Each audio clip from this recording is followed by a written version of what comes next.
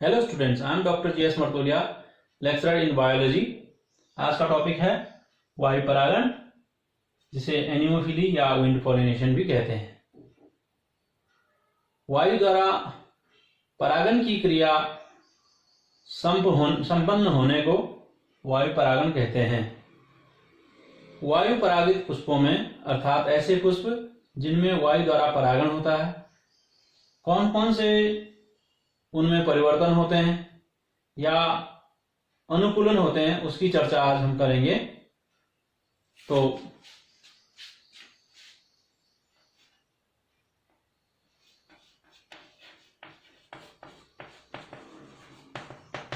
adaptations for anemophily।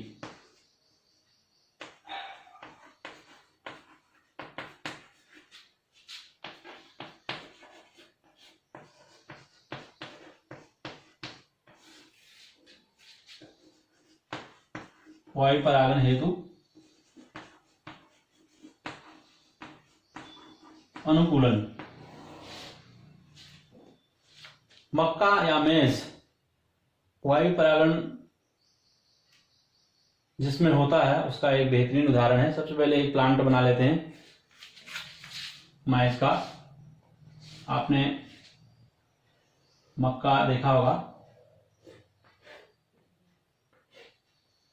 सबसे ऊपर वाले हिस्से में बहुत सारे मेल फ्लावर्स लगे होते हैं।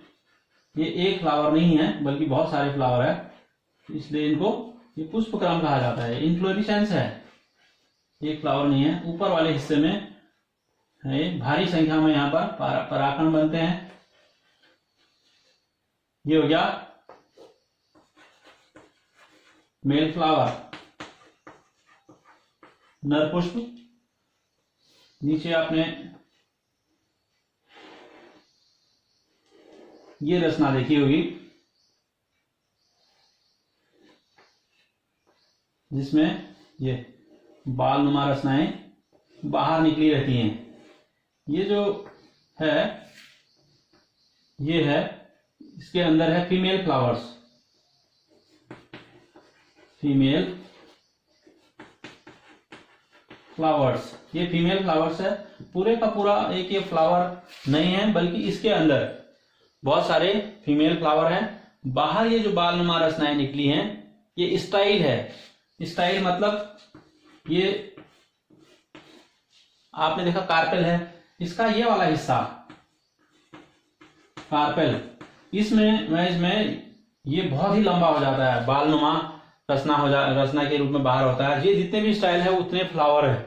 इसके अंदर जो है सैकड़ों फ्लावर्स इसके अंदर होते हैं। उनकी जो ये स्टाइल है हवा में झूलते रहता है बाहर आके। इससे फायदा ये होगा कि जो पॉलन ग्रेन्स हवा में झूलेंगे उनको ये पकड़ लेगा। पॉलन ग्रेन चाहे ऊपर से गिरे या अन्य प्लांट्स से आए, उनको ये पकड़ लेता है। तो ये है आपका फीमेल फ्लावर्स।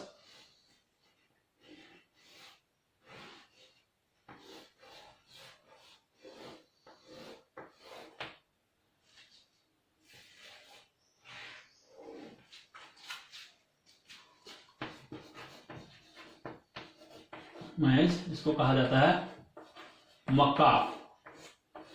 वायु परागित पुष्पों में कौन कौन से अनुकूलन होते हैं वह आपको बताता हूं। नंबर 1, परागकण भारी संख्या में बनते हैं। परागकण बनते हैं भारी संख्या में क्योंकि इसमें जो परागकण है काफी सारे परागकण नष्ट हो जाते हैं, क्योंकि उनको एक स्थान से दूसरे स्थान में तक जाना होता है और परागकण भारी संख्या में नष्ट भी हो जाता है, इसलिए भारी संख्या में बनाना होता है। एक तो ये हो गया।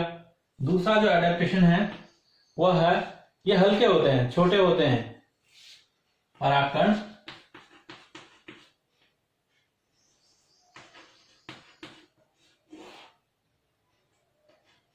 परागकण होते हैं हल्के और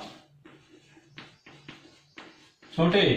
हल्के और छोटे होने से उनको डिस्टेंस तय करने में, एक स्थान से दूसरे स्थान तक जाने में, उड़ के जाने में मदद मिलती है। और न चिपकने वाले अब न चिपकने वाले होंगे तो इससे क्या फायदा होगा, आसानी से ये परागकोश से निकल पाएंगे, आपस में चिपकेंगे भी नहीं है, क्योंकि जो चिपकने वाले जो परागकण है वो कहाँ मिलते हैं, वो मिलते हैं ऐसे पुष्पों में जहां पर कीट परागण होता है। ठीक है, तो ये हो गया।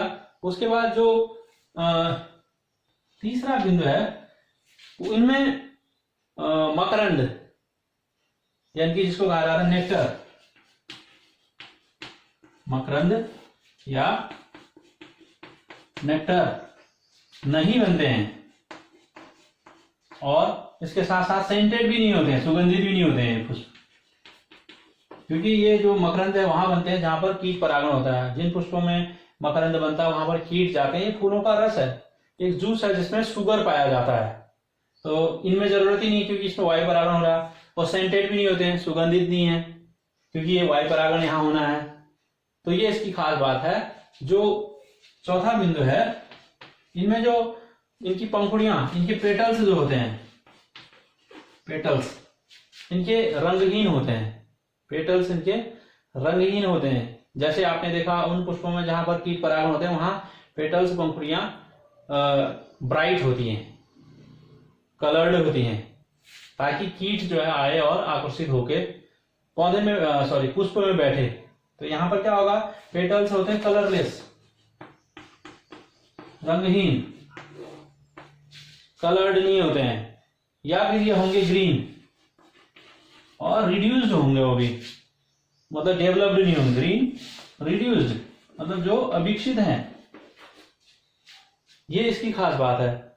और जो इससे भी महत्वपूर्ण जो इसका एक खास बात है, पांचवा जो बिंदु है इसका, उसमें अगर आप देखेंगे, अगर मेल फ्लावर है, यूनिसेक्सुअल फ्लावर है, अगर आप देख रहे हैं तो मेल फ्लावर है तो टॉप में, यानी कि पौधे के ऊपरी हिस्से में होंगे, और फीमेल फ्लावर नीचे होंगे, और मेल फ्लावर ऊपर तो होंगे ही, और भारी संख्या में वो होंगे, फ्लावर भी भारी संख्या में होंगे, परागकण भी भारी संख्या में बनेंगे।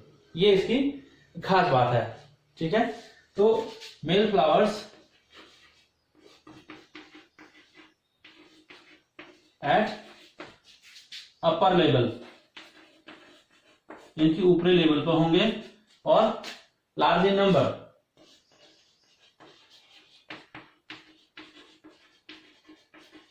तो संख्या में अगर फ्लावर ज्यादा होंगे तो ऐसी स्थिति में क्या होगा, ऐसी स्थिति में ज्यादा पोलन ग्रेन्स बनेंगे। अब छठा, जो इसका स्टिग्मा होता है वो लार्ज होता है, स्टिग्मा यानी कि वर्तिकाग्र,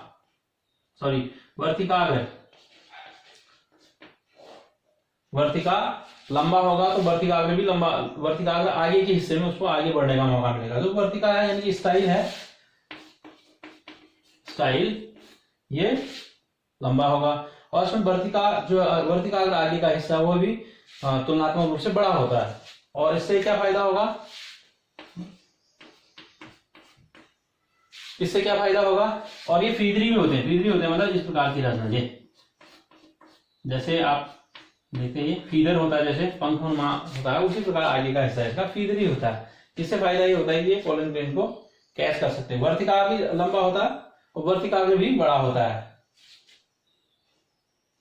ठीक है, ये इसकी खास बात है। और इसमें जो फिलामेंट होता है वह एंथर के मध्य बिंदु तक पे जुड़ा होता है। सातवां, फिलामेंट एंथर के यानी कि परागकोश के,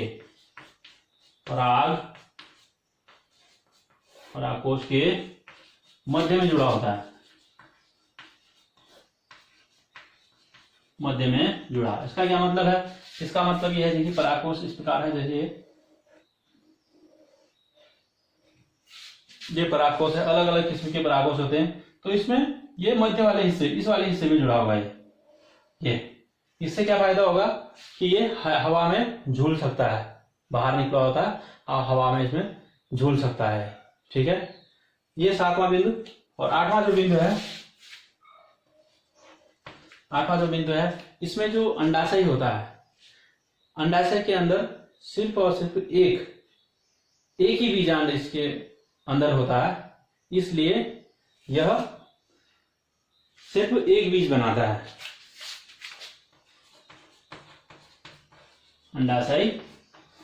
अंडाशय के अंदर होता है एक बीजांड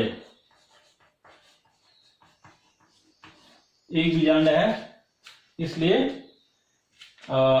एक ही बीज इसमें बनेगा। और इसके उदाहरण हैं, एग्जाम्पल में आपने देखा एक तो मैज है, और जितने ग्रासेज होते हैं, जितने भी घास होते हैं उसमें व्हीट हो गया, व्हीट प्लांट हो गया, शुगर केन हो गया, तो ये इसके एग्जाम्पल है जिनमें वायु परागण होता है। इस वीडियो लेक्चर में इतना ही है। मेरा अगला वीडियो जरूर देखिएगा। Thank you very much for watching this video.